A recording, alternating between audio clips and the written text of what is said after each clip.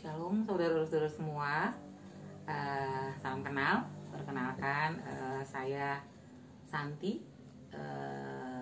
Santi Sitorus. Ketahuan ya saya asalnya dari mana. Iya. Saat ini saya mau bersaksi tentang kemurahan Tuhan dan kebaikan Tuhan yang saya alami. Saya seorang dokter. Kebetulan saya seorang dokter umum, dan saat ini saya sedang melanjutkan studi saya di Kota Bandung. Saya ngambil dokter jiwa atau lebih dikenal psikiater. Ya. Baik, saya bersaksi tentang kesaksian saya di tahun 2018, sekitar bulan November. Saya mengalami suatu penyakit, ya penyakit yang sangat menakutkan bagi semua orang dan juga untuk saya. Saya mengalami kanker payudara, dan saat itu saya seperti merasa dunia ini runtuh. Mengapa? Sebelumnya saya mau cerita bahwa saya seorang Kristen yang dari lahir. Ibu bapak saya seorang Kristen yang taat, dan kami selalu menurut saya selalu melakukan perintah-perintah Tuhan, peraturan-peraturan keagamaan, dan diajarkan dari kecil tentang hal kebaikan, dan itu selalu kami lakukan. Selain itu, sebagai seorang dokter tentu saja saya selalu memikirkan sesuatu makanan atau aktivitas yang saya rasa harus sesuai dengan standar kesehatan, karena saya seorang dokter. Jadi ketika orang mau jajan apa yang gorengan, atau saya sudah menguranginya dari gula, saya sudah membatasinya gitu. Jadi saya seorang Kristen yang bisa dibilang taat, saya seorang dokter yang bisa dibilang soal kesehatan saya sudah tahu, saya biangnya gitu. Jadi ketika saya mengalami sakit di akhir 2018, itu suatu hal yang sangat membuat saya shock, kaget, seperti dunia runtuh. Oh ya, saya lupa bilang saya sudah menikah, saya punya 3 orang anak laki-laki, dan saat itu sebagai seorang dokter, saya pasti konsultasi ke dokter, ke guru-guru saya. Dan advice mereka memang menguatkan saya. Ada yang langsung bilang tindakan begini, banyak pendapat yang sangat membingungkan saya gitu. Ada, walaupun saya seorang dokter, ternyata banyak hal-hal yang pendapat itu tidak peduli. Malah menjadi seorang dokter itu bukan sesuatu yang menguntungkan, malah membuat kita semakin bingung. Nah, itu yang saya alami. Sehingga dengan banyak pertimbangan, dan salah satunya saya bukan suatu kebetulan bahwa Ibu Gembala adalah sahabat saya dari kecil. Jadi ketika saya mengalami itu, saya teringat, saya minta didoakan.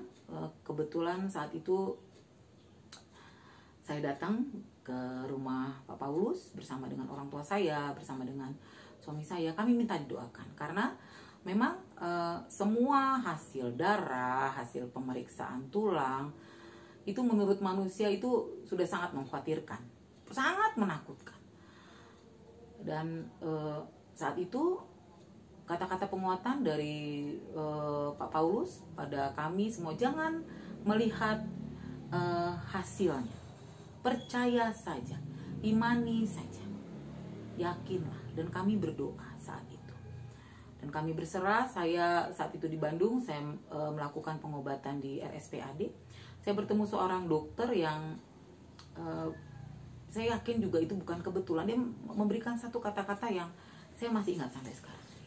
Dia berkata bahwa Ibu, ketika Ibu mengalami ini, itu bukan suatu kebetulan, karena Tuhan yakin Ibu sanggup melaluinya, Ibu sanggup sembuh. Dan kata-kata itu menjadi sangat menjadi suatu penyemangat bagi saya.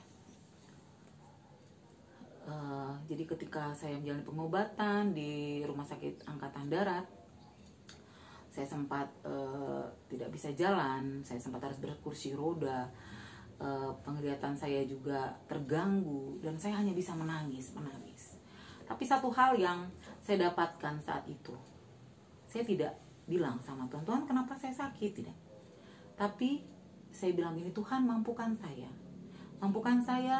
melewati ini semua, karena saya yakin rancangan Tuhan itu indah. Itu yang selalu saya perkatakan, dan saya perkatakan juga oleh bilur-bilur Tuhan Yesus, saya sembuh. Tubuh saya sudah dibayar lunas oleh Tuhan Yesus, dan tubuh saya adalah bait Allah, dan oleh bilur-bilur Tuhan Yesus saya sembuh. Itu saya perkatakan setiap hari ketika saya menjalani kemoterapi, di mana kanan kiri saya muntah-muntah, bahkan gawat, bahkan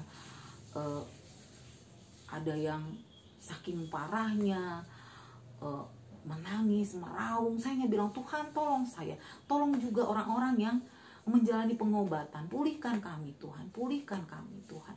Dan setiap saya selesai kemoterapi, saya selalu bilang, Ibu semoga cepat sembuh, Ibu Tuhan memberkati Ibu sampai kita ketemu. Dan itu selalu suatu kekuatan bagi saya.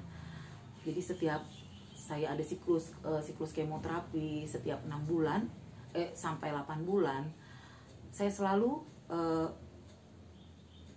mendoakan orang-orang yang di samping saya. Juga selalu setelah selesai kemo, saya bilang, ayo semoga cepat pulih ya Ibu.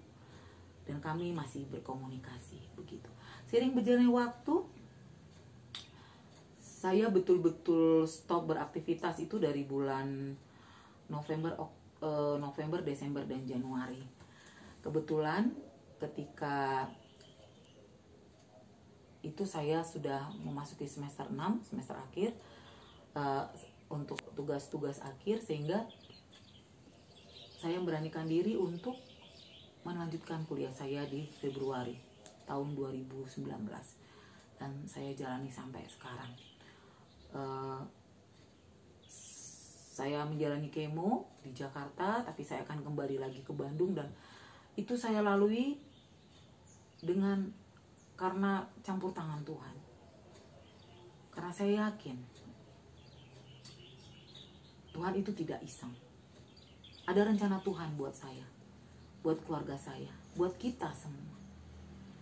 Sehingga setelah semua siklus kemoterapi, saya menjalani PET scan di Rumah Sakit Darmais, karena hanya di situ PET scan sekarang yang bisa dipergunakan alatnya. Dan hasilnya puji Tuhan, dokter-dokter di sana mengatakan bahwa sudah tidak ada tanda-tanda sel kanker. Dan saya dikonsultasikan juga di Rumah Sakit Hasan Sadikin, saya disuruh bone scan, dan mereka bilang untuk saat itu di bulan Juni tahun 2019 sudah tidak ada sel-sel kanker. Dan puji Tuhan, semenjak itu saya melakukan segala kegiatan saya, baik sebagai mahasiswa program spesialis atau residensi, dengan tanpa hambatan, dengan sukacita saya lakukan tugas-tugas saya sebagai ibu rumah tangga, juga sebagai seorang ibu bagi anak-anak saya. Setiap hari saya menyadari bahwa saya hidup di hari yang baru itu bukan karena kekuatan saya, tapi karena kemurahan Tuhan.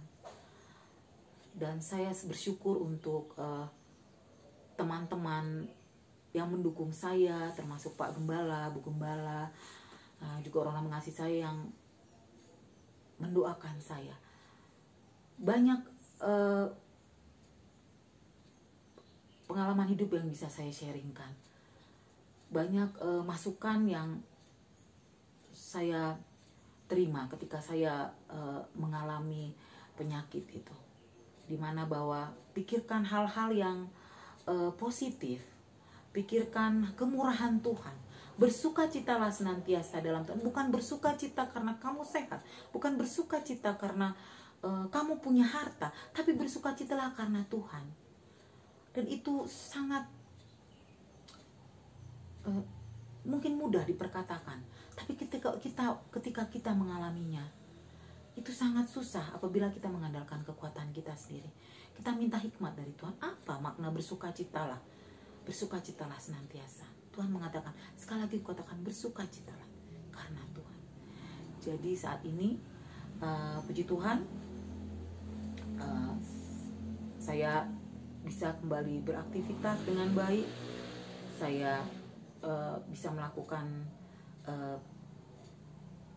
studi saya. Sekarang saya sedang melakukan tugas akhir. Mohon doakan saya di bulan ini atau di bulan Agustus saya harus menyelesaikan tugas akhir saya. Dan puji Tuhan juga